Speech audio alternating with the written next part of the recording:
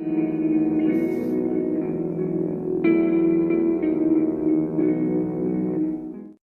everybody, so the journal is finished, and these are the two photos that I'm going to show you how that I am going to prepare them to go in the journal. Now the photo flip through will not officially be seen, the photos will not be seen in the flip through, so so you guys are aware, this is just like a little extra added bonus that I threw in. So we're gonna use this to draw the corners on our photos.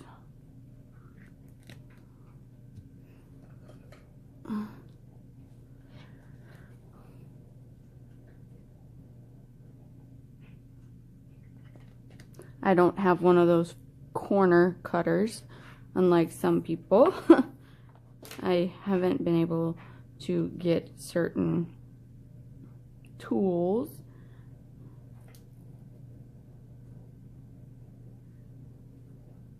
And of course this pen doesn't want to work on camera. He's camera shy. Let's see about this pen. Yep, that one works. Okay.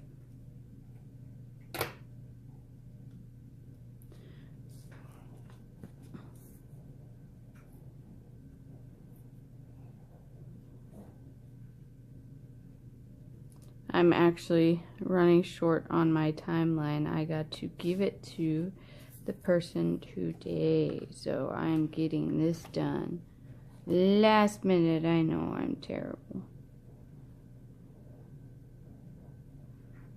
It's going to be a very busy day today.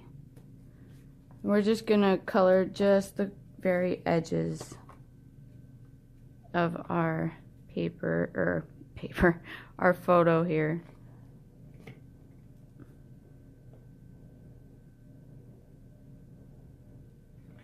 Perfect. And I think I'm just going to use this photo for a diagram for the rest of the photos to cut.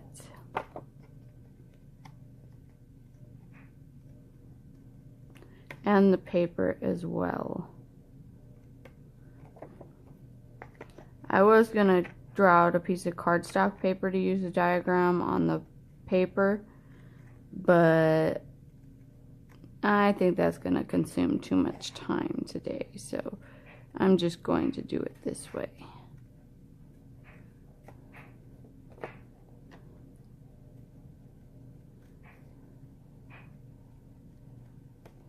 Okay, and all of our photos are the same size, so it'll be easy just to lay this photo on top of them and trim them. Now we have a photo with rounded edges. Alrighty.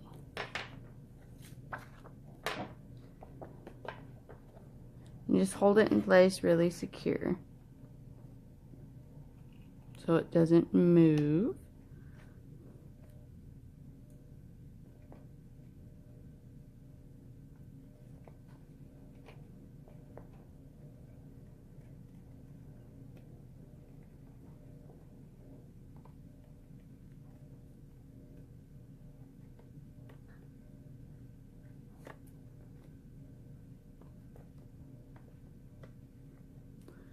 Sorry, I'm not very talkative today. I just woke up a little bit ago. So, there we go. There's our photo. I don't like how this corner looks, so I think I'm going to clean it up a little bit.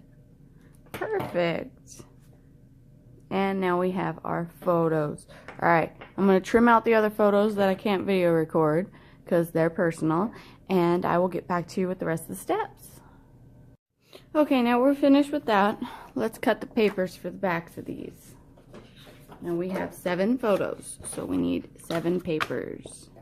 And maybe a few for the edges. So let's see how many I picked out. 1, 2, 3, 4, 5, 6. Only 6, so I guess I will be back.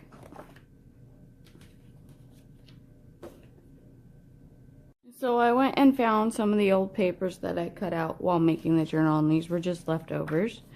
And I think we're going to repurpose some of these for the backs of the journals, and we'll have some tuck spots too.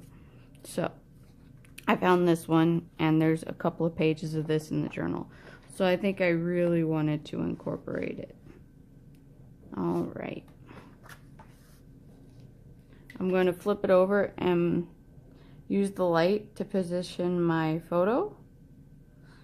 And then from there, I'm going to draw on the back of the paper. That way, the lines won't show through on the front if I don't cut it properly or cut all the way exactly on the line. But sometimes you want to have the paper hang over a little bit more than the photo. And that photo needs trimmed a little bit.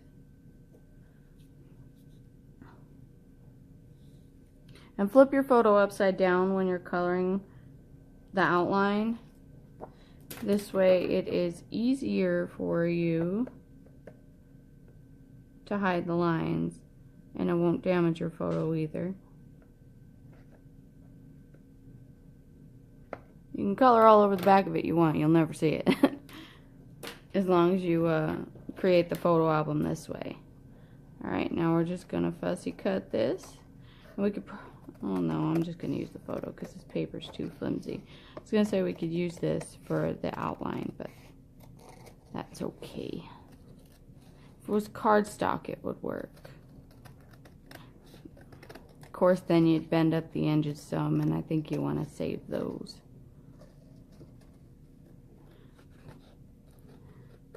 There we are. I love this paper too. I actually want to do some homemade paper. I made it when I was in high school. We took a Renaissance trip, and I was in love with the journals, but they were way too darn expensive for me. I think that's where I initially fell in love with journals, was at the Renaissance Festival. And I already loved to write to begin with. I mean, I've been an avid writer for years. Okay, this is going to be our 7th one. So let's grab all these papers over here. I know I'm cutting in the middle of the story, but it's okay. We'll come back to it. Let's grab all these papers over here, and I'm just going to line them all up. I ain't got time to cut little pretty patterns out of them, which I think these are all just solid. Yeah, aside from this one, I think we'll save out this one and do a specific one. Other than that, the rest of them are pretty much like this page right on top. And we're going to save a lot of paper doing this too, because we're going to cut it right in the corner. So I think that's where I initially fell in love with journals, was at the Renaissance. Because they were so expensive and we couldn't afford to buy one. And my best teacher in the whole wide world, I mean, I swear she was the best teacher I ever had. Her and her husband. I mean, I couldn't ask for better teachers in high school and middle school. I had a small school, if you couldn't tell. She went out, and I'm pretty sure I was definitely one of her favorite students, because I was the one who primarily wanted to learn how to do this, and not very many other people were curious about it. I was the one who was the most curious, and I was always the one who wanted to learn in class too. So it kind of makes sense. I was a little bit of a teacher's pet for that specific teacher. But she was one of the nicest teachers. So she went out and learned how to make your own paper. Because that's what was in the journals. It was paper like this. Make your own paper. And so she went out and she learned how to do it. And she got all the stuff. And she brought it in. And we literally had an entire day of I think it was almost a week of making our own journals. And of course, when we were done, I don't even know what happened to it. I wish I do. But after all was said and done, I think we had to write in the journal about the Renaissance Festival. Or we had to write some paper about the Renaissance Festival. But she left the biggest imprint on me on journaling and making your own paper. So I'm pretty sure I remember partially how to do it, and there's this stabilizer you put in the paper to keep the pen from bleeding through when you write on it. So if any of you know what that is, please put it in the comments and let me know, because it has been so long since I made paper, and I would love to make paper with you guys. I think I was 16 at the time. Okay, so I think I want one of these directly in the middle of our photo. So let's put this on the back and use the light to position it. Perfect. Now we're gonna line the photo up with the bottom and my blonde butt, left side, right side up. So we're gonna put this other photo on top of it just to protect it. Actually, screw that. We're just gonna flip it over and redo this again. I'm terrible. Yes, I have blonde moments. And no, I'm not a blonde. It's a state of mind. One of my friends was like, but I'm a blonde. I'm like, honey, it's a state of mind. So, alright, let's draw out this paper. Oh, and I grabbed the dead pen. Oh, I should just throw that pen away, but I don't have a garbage can near me right now. My little garbage can that I made, I actually just started using for a tool caddy. So I need to make another one for just a specific garbage can. I made it out of a tin can. If you would like to check out the video, go into my upcycled objects and you should be able to find it really easy. Really fun video.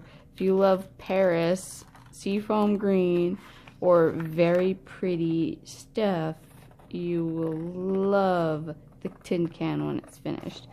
And I hope you roll on over and check in, because I make videos in bulk, so I'm probably pretty sure, sadly, I will never remember to put a link.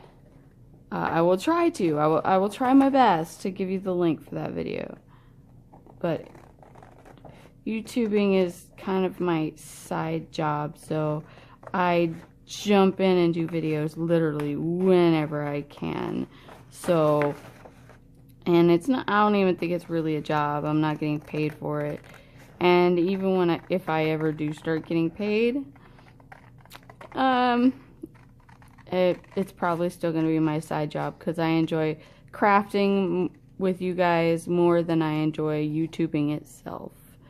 So, I am actually in the process of writing, and I really hope I can get that published, and that will be my primary source of income.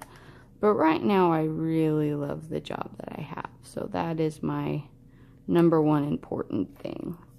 Alright, we have all 7 pictures cut out.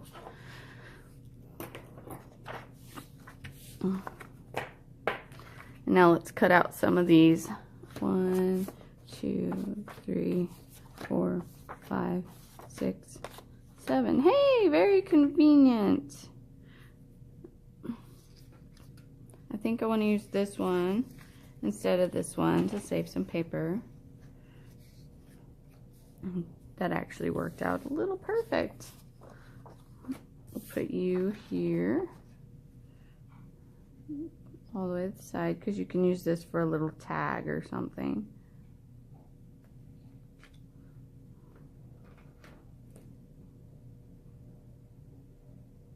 I should have used the photo, but I grabbed the quickest thing, so be careful not to bend your pages when you do that. There we are. So you can tell it's lightly drawn compared to what I usually do.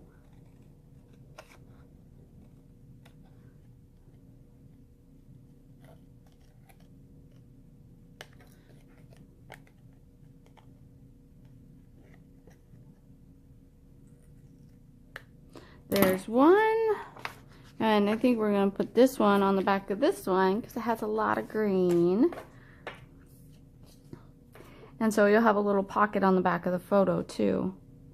And then I love this little poochie, and we were using Snapchat when that filter kind of popped up, so it was really cute. And I think we're going to go with orange for this one to kind of match the fire effect. I think it's just so adorable. And I'm actually going to have to get a ruler for this one because this is a little crooked. So give me a moment, please. Okay, so I'm back with my ruler. This is actually a sewing ruler, if anyone is curious. I use it with my rotary cutter. Alright. So, the wonderful thing I love about these is they're clear. So we're going to line up this line with the paper and just draw a straight line. Perfect. Now we're going to put our pooper on here.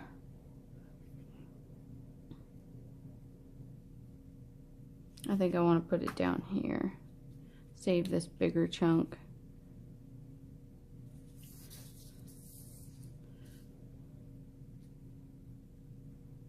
Line it up real good.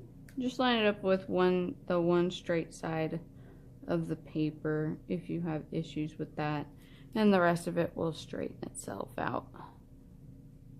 See? Just like that. Perfect. Alright, let's trim this out, see what it looks like. And then I'm going to run on over to the sewing machine. In the future, let me know at the bottom of this video if you want to know how I sew on my paper and my photos, because I grew up sewing. That was literally one of the first official crafts I did. My mom actually gave me, I'm just going to cut this straight off. When I was little, my mother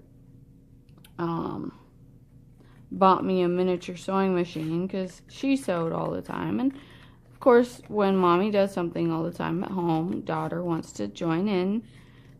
For most of us anyway. I don't know about all of us, but for most of us, if mommy's at home all the time with us and mommy's sewing, then we want to sew with them, especially when we're little girls.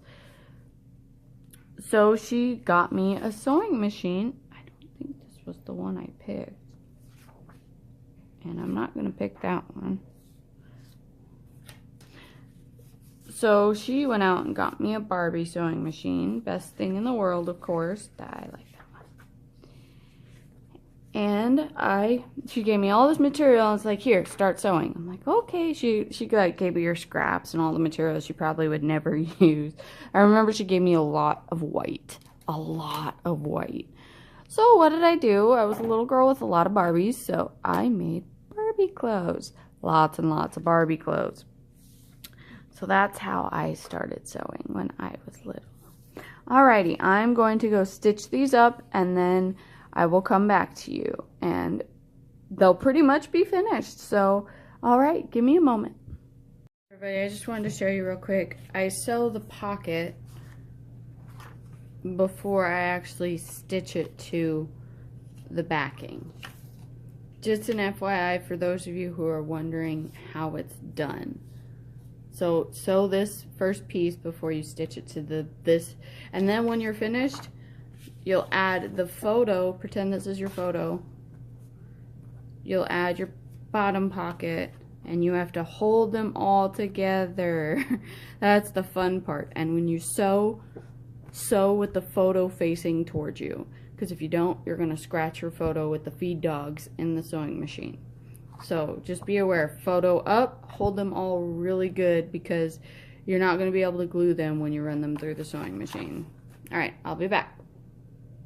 Okay everybody, our photos are finished. The one thing I did forget to mention, because I've only sewn on photos once before, so I've learned that you have to take a piece of paper, and I had to round the edges on it. I just used the thing that the photos came in, and set it on the photos, and keep your foot from your sewing machine on the paper, and then the other side of the foot will go on the photo, so you're still going to have to kind of pull and tug on it a little bit. Let me know if you want a photo or a tutorial on how I sew on my photos. Otherwise, sorry about that, my mom just messaged me. I use my phone for my videos, so you're going to have to pull extra hard on the photo to get it to sew properly and not just sew in one place. So keep that in mind when you're sewing.